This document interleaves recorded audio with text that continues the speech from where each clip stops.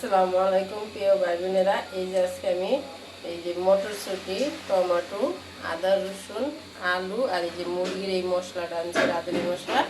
আর এটা হলো খাসি মুরগি, মানে বড় মুরগি রান্না করবো বন্ধুরা। আপনারা রেসিপিটা দেখুন। হলুদ ফাঁকি, মরিচ ফাঁকি, লবণ, মুরগির যে মশলাটা আনছি এই মশলাটা দিয়ে দেবো। এখানে 3 ভাগের 2 ভাগ দেবো, 1 ভাগ আমি রাখবো। পানি দিয়ে গোলায় নিব, তেল আর পেঁয়াজ।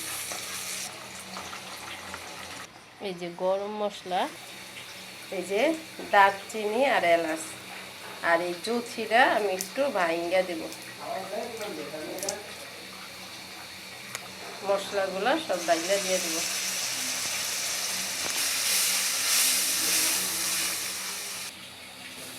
এই যে মশলাটা অনেক ভালো করে কষাই নেবেন।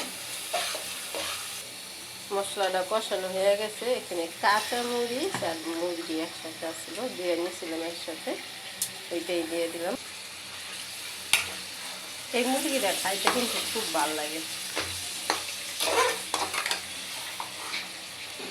যে বাটিটা মশলা করছি বাটিটা ধুইয়া একটু পানি দিয়ে দেবো কষানোর জন্য।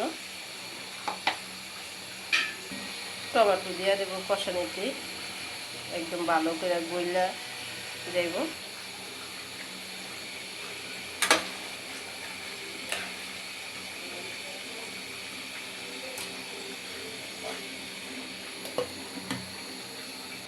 এই যে আলু আর মটরশুঁটিটা একসাথে দিয়া আমি হলো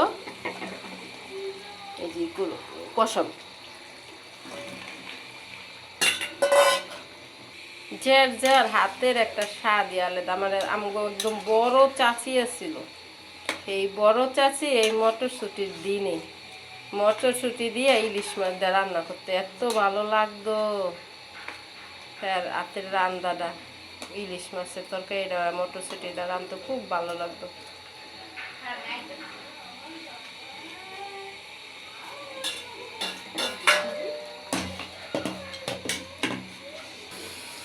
তরকারিটা কষানি দেখুন বন্ধুরা, কত সুন্দর কালার আসছে।